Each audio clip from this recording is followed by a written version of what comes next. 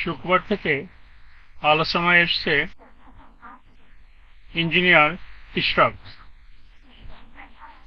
গত শুক্রবার ইঞ্জিনিয়ার ইশরাক বেসরকারি একটা টিভি চ্যানেলের একটা অনুষ্ঠানে গিয়েছিলেন। সেখানে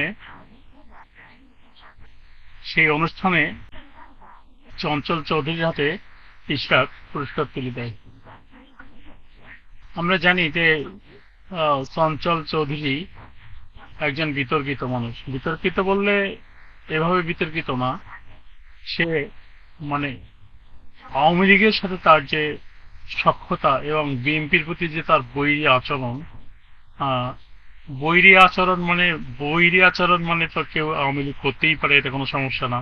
2015 সালে খালেদা জিয়াকে যখন অফিসে বন্দী অবস্থায় ছিল, তখন আহ, বালুর ট্রাক দিয়ে যখন আটকিয়ে রাখা হয়েছিল, তখন চঞ্চল চৌধুরী, জাহিদ হাসান, তারানা হালিম, এ পুরো একটা গং সেখানে গিয়েছিল এবং বলেছিল যে আগুন সন্ত্রাসী খালেদা জিয়া এবং তার বিচার চায়।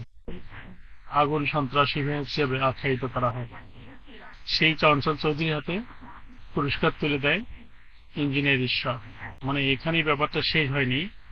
এরপরে ইঞ্জিনিয়ার ইশরাক তার ফেসবুক পেজে পোস্ট দিয়ে বলেন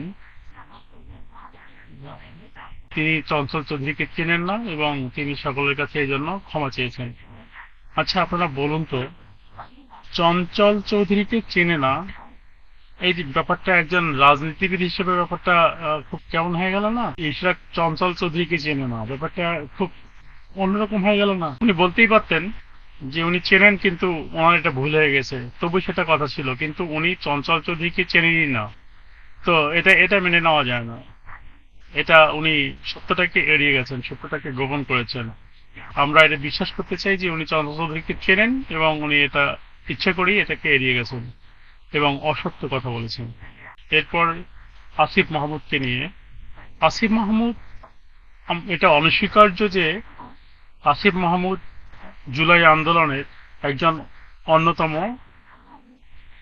নেতা ছিল। মাঠে থেকে, রাস্তায় থেকে আন্দোলন করেছেন, আমরা সবাই দেখেছি। তো এটা, এই আন্দোলনের ক্রেডিট তাকে দিতেই হবে। তো সেক্ষেত্রে আসিফ আসিফ মাহমুদের কুশপুত্তলিকা করে সেখানে জুতা পিটা করা ইশরাকের উচিত হয়নি। ইশরাক এবং তার দল যে কাজটা করেছে, এটা এটা মোটেও উচিত হয়নি। আজকে ছাত্ররা আন্দোলন করেছে বলেই বিএনপি আজকে এই যে এত উদ্ধত্ততা দেখাচ্ছে, এটা এই আওয়ামী লীগ নেই বলে দেখাতে পারতেছে, শেখ হাসিনা নেই বলে দেখাতে পারতেছে। আর এই শেখ হাসিনাকে তাড়িয়েছে কিন্তু ছাত্ররাই, মেইন স্টেক হোল্ডার এখানে ছাত্ররাই।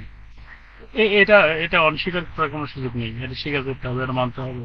যারা এই সত্যটাকে স্বীকার করতে চাইবে না, তারা অন্য কিছু, তাদের সমস্যা হচ্ছে।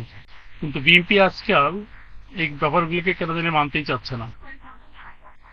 তারপর শামসুজ্জামান দুদু, এই লোকটা তো এখন ইদানিং মনে হয় উনি কোনো মানে আহ মানে তার অহংকার এবং তার উদ্ধততা এত মানে একটা চরম লেভেলে পৌঁছে গেছে। তিনি চকশোতে গিয়েও এমন ভাবে কথা বলেন যে উনি কোনো রাজা বাচ্চা। এটা কিভাবে সম্ভব? এই কদিন আগেও তো কথা বলতে পারতেন না, হ্যাঁ, এখন এত কথা বের হয় কিভাবে আপনাদের? উনি বলছেন যে বিএনপি কর্মীরা যদি প্রস্তাব করে দেয়, তাহলে এনসিপি বঙ্গোপসাগরে ভেসে যাবে। একজন নেতা এরকম কথা বলতে পারে? একজন রাজনৈতিক নেতা এরকম কথা বলতে পারে? একদম অশোভনীয়, অনুচিত, অভদ্র টাইপ কথা এটা বলতে পারে একজন নেতা, একজন রাজনৈতিক নেতা? যারা রাজনীতি করে তারা দেশ চালায়, সব মানুষের শীর্ষে থাকে, তো তারা ভদ্রতায়ও শীর্ষে থাকার কথা ছিল। কিন্তু এই শামসুজ্জামান দুদু যে কথাটা বলছেন, এটা কিভাবে বললেন তিনি? এটা মানে এটা কোন ভদ্রতা লেভেলে পড়ে? আসলে কি পড়ে? তো এই 10 মাস আগেও আপনাদের যদি মানে হিস্ট্রির এত জোর, তো 10 মাস আগে হাসিনা যখন ক্ষমতায় ছিল, তো আপনারা সবাই মিলে হিসু করে তাদেরকে ভাসিয়ে দিলেন না কেন? শামসুজ্জামান দিদু, তাহলে তো এতগুলো প্রাণ যেত, মানে এতগুলো প্রাণ দিতে হতো না, আর এতগুলো ছেলেকে পঙ্গুত্ব বরণ করতে হতো না, এতগুলো ছেলেকে আপনার অন্ধত্ব বরণ করতে হতো না। আপনাদের প্রস্তাবের চাপেই শেখ হাসিনা এবং তার গং এদেশ বঙ্গোপসাগরে ভেসে যেত। তখন কেন পারেননি? আর এখন আপনাদের কেন এত কথা বের হয়? বাস্তবতাটাকে মেনে নিন। আপনারা যে একটা নপুংসক দল, সেটা মেনে নিন। আপনারা 16 বছরে কোনো একটা আন্দোলন জমাতে পারেননি, কোনো একটা আন্দোলনে সফলতা অর্জন করতে পারেননি। ইভেন আপনাদের দলীয় নেত্রীকে জেলে দিয়েছে, মানে জেলে দিয়েছে বলতে এটা একটা মিথ্যা মামলায় জেলে দিয়েছে, আপনারা কিচ্ছু করতে পারেননি।